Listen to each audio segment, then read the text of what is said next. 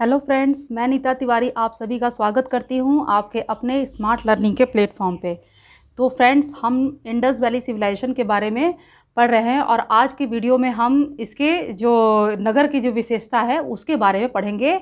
लेकिन इससे पहले इंडस वैली सिविलाइजेशन के जो सिंधु घाटी सभ्यता है इसके कुछ 2-4 साइट्स और भी हैं जो कि आपके रह गए थे, तो उनके बारे में हम पहले पढ़ लेते हैं, ठीक है। क्योंकि कुछ भी आपके लिए बचना नहीं चाहिए, आपको हर चीज़ पता होनी चाहिए, है ना।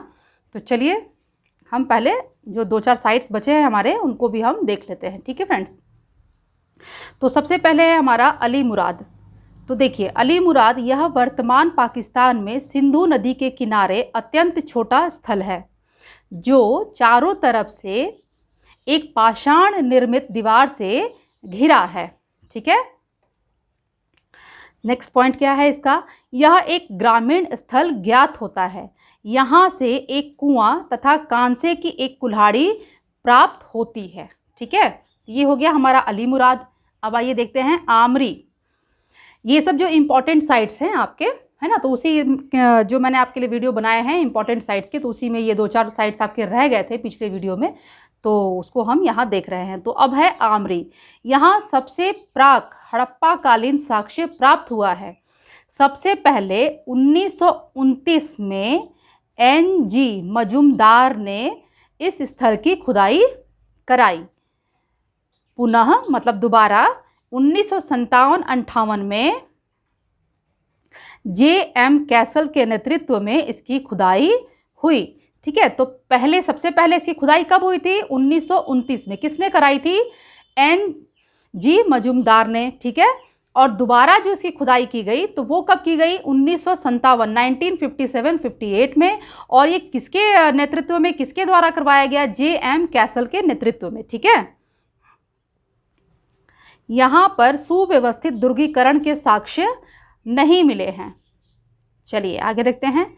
नेक्स्ट पॉइंट क्या है यहाँ पर, यहाँ से 12 सिंघे का साक्ष्य मिला है, ठीक है।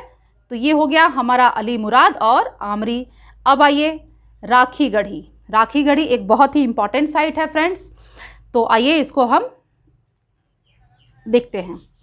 देखिए, राखी गढ़ी का उत्खनन व्यापक पैमाने पर 1997-99 के दौरान अमरेंद्र नाथ के द्वारा कराया गया। 1997-99 में, ठीक है, अमरेंद्र नाथ के द्वारा करवाया गया, ठीक है। अब आइए और देखते हैं। ये राखी गढ़ी जो है एक इम्पॉर्टेंट साइट है, ठीक है। उसके बाद राखी गढ़ी से प्राक हड़प्पा तथा परिपक्व हड़प्पा दोनों कालों के प्रमाण मिले हैं। यहाँ से ऊंचे चबूतरे पर बनाई हुई अग्नि वेदिका मिली है, ठीक है। अग्नि वेदिका मिली है जो कि एक ऊंचे चबूतरे पर बनाई हुई है, ठीक है फ्रेंड्स। आइए अब देखते हैं मिताथल। मिताथल भी बहुत ही इंपॉर्टेंट साइट है। अक्सर हमारे जो क्वेश्चंस बनते हैं उनमें राखी गढ़ी, मिताथल, कालीबंगा, ये सब नाम है ना, अक्सर आ जाते हैं, ठीक है। तो चलिए, मिताथल यह स्थल हरियाणा के भिवानी जिले में स्थित है। इसकी खुदाई सूरजभान के नेतृत्व में 1968 में हुई। यहाँ से प्राक, उन्नत तथा उत्तर हड़प्पा संस्कृति के साक्ष्य मिले हैं। यहाँ से तांबे की कुल्हाड़ी प्राप्त हुई है, ठीक है। तो ये हो गया हमारा मिताथल। अब आइए देखते हैं अल्लाह दीनो। तो अल्लाह दीनो का क्या है, आइए इसके क्या पॉइंट्स हैं इंपॉर्टेंट वो हम देखते हैं। अल्लाह दीनो सिंधु तथा अरब सागर के संगम पर स्थित है। 1982 में, ठीक है। ये पहले तो ये याद रखिए कि कहाँ स्थित है, सिंधु तथा अरब सागर के संगम पर स्थित है, ठीक है। और 1982 में फेयर सर्विस ने इसका उत्खनन कराया। यहाँ से देखिए, यहाँ से मिट्टी के बने खिलौना गाड़ी तथा सोने चांदी के आभूषण मिले हैं, ठीक है। यहाँ से मिट्टी के बने खिलौना गाड़ी तथा सोना चांदी के आभूषण मिले हैं। कहाँ से? अल्लाह दीनों से, ठीक है फ्रेंड्स। चलिए आगे देखते हैं। तो ये हमारे कुछ इंपॉर्टेंट जो साइट्स हमारे रह गए थे उनको हमने देख लिया, ठीक है। अब हम आज देखेंगे हड़प्पा सभ्यता की विशेषता। ठीक है, तो आइए सबसे पहले इसकी विशेषता में सबसे इम्पॉर्टेंट जो इसकी विशेषता है वो क्या है, इसकी नगर योजना है ना। आप सभी जानते हैं इसकी जो हड़प्पा सभ्यता है इसकी सबसे इम्पॉर्टेंट विशेषता नगर योजना है। तो आइए हम सबसे पहले इस पर नज़र डालते हैं। तो क्या है कि नगर योजना इस सभ्यता की सबसे महत्वपूर्ण विशेषता है। संपूर्ण नगर प्रायः 2 असमान भागों में विभाजित है। जैसा कि हम शुरू से ही पढ़ते आ रहे हैं कि 2 असमान भागों में विभाजित है पूरा नगर। पहला भाग दुर्गीकृत है तथा दूसरा भाग अनावृत है। ठीक है, यद्यपि कुछ स्थलों पर एकल विभाजन कहाँ पे मिला है, लोथल। ठीक है, दोनों खंडों का दुर्गीकरण हमें कहाँ प्राप्त हुआ है, कालीबंगा। ठीक है फ्रेंड्स, तथा नगर में मध्य स्तरीय विभाजन ये कहाँ हमें मिला है, धौलावीरा, है ना। धौलावीरा में हमने देखा ना 3 पार्ट में डिवाइड है, जिसमें जो बीच वाला जो पार्ट है वो क्या है, एक उसको असेंबली माना गया है कि वहाँ एक बहुत बड़ा असेंबली हॉल था। ठीक है फ्रेंड्स, तो देखने को मिलता है मध्य स्तरीय विभाजन हमें धौलावीरा में देखने को मिलता है। ठीक है, तो ये विभाजन आपको याद रखने हैं फ्रेंड्स। ठीक है, कौन कौन सी जो जगह है वो कितने कितने पार्ट्स में डिवाइड थे, तो ये चीज़ें आपको याद रखनी है। ठीक है, तो नॉर्मली जो आपकी जो हड़प्पा सभ्यता है या सिंधु घाटी सभ्यता है, इसमें जो नॉर्मली क्या होता है कि जो भी नगर है वो प्रायः 2 भागों में विभाजित है ना, लेकिन कुछ कुछ जगह पे जैसे कि धौलावीरा है आपका 3 पार्ट में डिवाइड है। तो ऐसे जो चीज़ें हैं ये आपको याद रखनी है। ठीक है, चलिए आगे देखते हैं। हड़प्पा सभ्यता का नगर नियोजन व्यवस्थित था। ये नगर आयताकार या वर्गाकार आकृति में मुख्य सड़कों तथा चौड़ी गलियों के ग्रिड पर आधारित थे। ठीक है, आगे क्या है इसकी विशेषता, देखिए नगर का मुख्य मार्ग उत्तर से दक्षिण जाता था तथा दूसरा मार्ग पूरब से पश्चिम उसे समकोण पर काटता था। ठीक है, तो इसे आप इसको समझ रहे होंगे कि उत्तर से, देखिए नगर का जो मुख्य मार्ग था ये पहले उत्तर से लेकर के दक्षिण तक जाता था। ठीक है, ये आपका नॉर्थ हो गया ना और ये आपका साउथ हो गया। तो पहला जो मार्ग था वो इस तरीके से जाता था और जो दूसरा मार्ग था वो किस तरीके से था, वो पूरब से पश्चिम की तरफ जाता था। ठीक है, यहाँ आपका ईस्ट है ना और ये आपका वेस्ट हो गया। तो ये क्या है, यहाँ पर समकोण है ना, समकोण पर काटता था, मतलब कि आप देख रहे हैं राइट एंगल ट्रायंगल पे इसको ये काटता था। इस तरीके से जो है यहाँ की जो सड़कें बनी हुई थी फ्रेंड्स वो इसी प्रकार से बनी हुई थी। ठीक है, जो एक दूसरे को समकोण पर काटती थी। ठीक है, तो आइए और देखते हैं इसकी और क्या क्या विशेषताएं हैं। चलिए देखिए,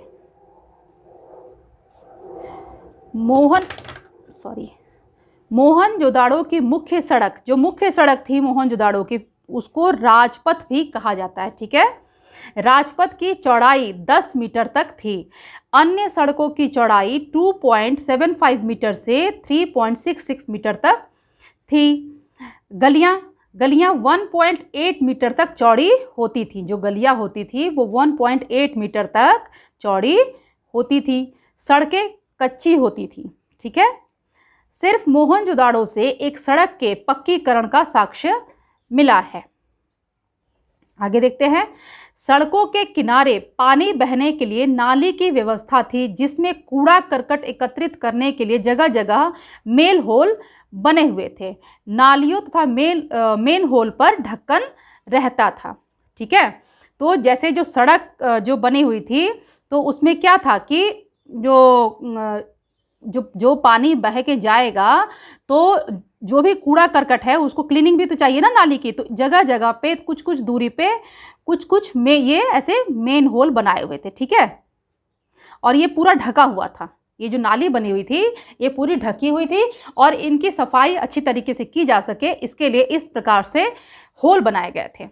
ठीक है, चलिए अब यहाँ का देखते हैं भवन निर्माण। देखते हैं भवन निर्माण किस प्रकार की थी। देखिए, इस सभ्यता में बड़े बड़े भवन मिले हैं, जिसमें महान स्नानागार, पुरोहित आवास, अन्नागार, सभा भवन आदि प्रमुख हैं। मोहनजोदाड़ो की सबसे बड़ी इमारत क्या है? अन्नागार है, जो कि 45 मीटर लंबी तथा 15 मीटर क्या बताइए चौड़ी है। ठीक है, 45 मीटर लंबी और 15 मीटर चौड़ी है, जो कि मोहनजोदाड़ो से जो हमें अन्नागार मिला है, जहाँ लोग अनाजों को स्टोर करके रखते थे वो। ठीक है, यह अन्नागार दुर्ग के भीतर था, यानी कि जो सिटाडेल एरिया था, दुर्ग मतलब जो सिटाडेल एरिया था, जो अपर एरिया था, ये अन्नागार कहाँ बना हुआ था? ये अन्नागार वहीं पर बना हुआ था। ठीक है, चलिए आगे देखते हैं। हड़प्पा सभ्यता के प्रत्येक मकानों में अनेक कमरे, कुएं, स्नानागार तथा आंगन होता था। यहाँ का फर्श भी कच्चा होता था। केवल कालीबंगा में फर्श के पक्कीकरण करने के साक्ष्य हमें प्राप्त हुए हैं। ठीक है, चलिए आगे देखते हैं। देखिए, मोहनजोदाड़ो तथा हड़प्पा के भवनों में स्तंभों का कम प्रयोग हुआ है। कहीं कहीं चतुर्भुजाकार अथवा वर्गाकार स्तंभ मिलता है, गोलाकार नहीं। ठीक है, और क्या है इसकी विशेषता? मकानों का औसत आकार 30 फीट है। ठीक है, ईंटों का आकार आपको पता ही है 4:2:1 है। हम पहले भी इस चीज़ को पढ़ चुके हैं। जो मैंने आपको हमेशा बताया है कि मैंने क्लास 6 की हिस्ट्री का जो फर्स्ट चैप्टर है, फर्स्ट या सेकंड चैप्टर, वो आपका इसी का है, ये हड़प्पा सभ्यता के ऊपर ही, सिंधु घाटी सभ्यता के ऊपर ही है वो पूरा चैप्टर, और उसको पूरा ब्रीफली आप उसको देखेंगे तो आपको पूरा ब्रीफ में मिलेगा वो। ठीक है, तो आप उसे भी ज़रूर देखिए। इसको ये आप देख लीजिएगा, ये तो आपके लिए नोट्स है, पॉइंट्स में बनाए गए हैं, और अगर आप उसको देखेंगे तो वो पूरा ब्रीफ में है। ठीक है, तो उसमें और भी बारीकी से आपको चीज़ें समझ में आ जाएंगी। दोनों चीज़ों को जब आप ये और वो दोनों पढ़ेंगे तो फ्रेंड्स आपको बिल्कुल भी कहीं भी कोई भी परेशानी, कोई डाउट नहीं रह जाएगा। ठीक है, चलिए आगे देखते हैं। देखिए, मोहनजोदाड़ो में गढ़ी तथा निचले नगर के बीच सिंधु नदी की एक शाखा बहती थी। ठीक है, तो ये हमने आज क्या क्या पढ़ा? आज हमने जो सिंधु घाटी सभ्यता है या हड़प्पा सभ्यता कहिए, ठीक है, इसके जो नगर योजना थी वो किस प्रकार की थी, जो भवन निर्माण होते थे उस समय वो किस प्रकार की थी, तो ये हमने आज अपने इस वीडियो में पढ़ लिया। और जो हमारे जो कुछ साइट्स बचे हुए थे, जैसे मिताथल है, आपका राखी गढ़ी है, आमरी है, अल्लाह दिनो है ना, अली मुराद है, तो जो ये कुछ साइट्स हमारे बचे हुए थे उनको भी हमने आज यहाँ डिस्कस कर लिया। अब आप इसके बाद हम आगे इसकी और जो आर्थिक विशेषता, इसकी सामाजिक विशेषता क्या थी सिंधु घाटी सभ्यता की, है ना, सांस्कृतिक विशेषता क्या थी, लोग किस तरीके से व्यापार किया करते थे, तो अगले वीडियो में हम इन सब बातों को पढ़ेंगे। इसके साथ फ्रेंड्स मैं यही कहूँगी, आपसे दोबारा ये कहूँगी कि आप जब ये वीडियो देख लें, पूरा वीडियो देख लीजिए, जो जितने भी मैं इसके आपके जो इंडस वैली सिविलाइजेशन का जो भी मैं वीडियो बना रही हूँ, इसको पहले आप पूरा देख लीजिए। उसके बाद जो क्लास 6 की हिस्ट्री का जो मैंने वीडियो अपलोड किया है फ्रेंड्स, उसे भी आप ज़रूर देखिए। मेरे यकीन मानिए आपको उससे 110% फ़ायदा होगा।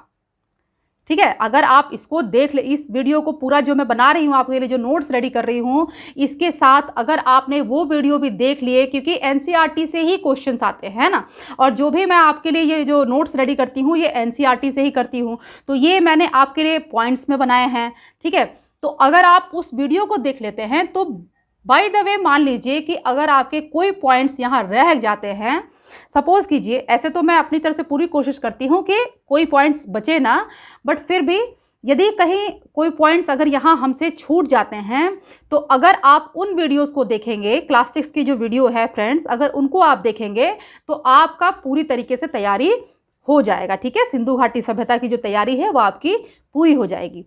ठीक है फ्रेंड्स, तो चलिए फिर वीडियो को देखिए।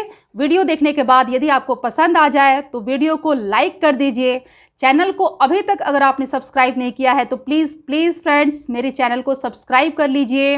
बेल आइकन को दबाना बिल्कुल भी मत भूलिएगा और मेरे वीडियो को ज़्यादा से ज़्यादा शेयर भी करिए, ठीक है। तो चलिए फिर हम अगले वीडियो में मिलेंगे। तब तक आप लोग अपना ख्याल रखिए, खुश रहिए, मुस्कुराते रहिए। Bye bye.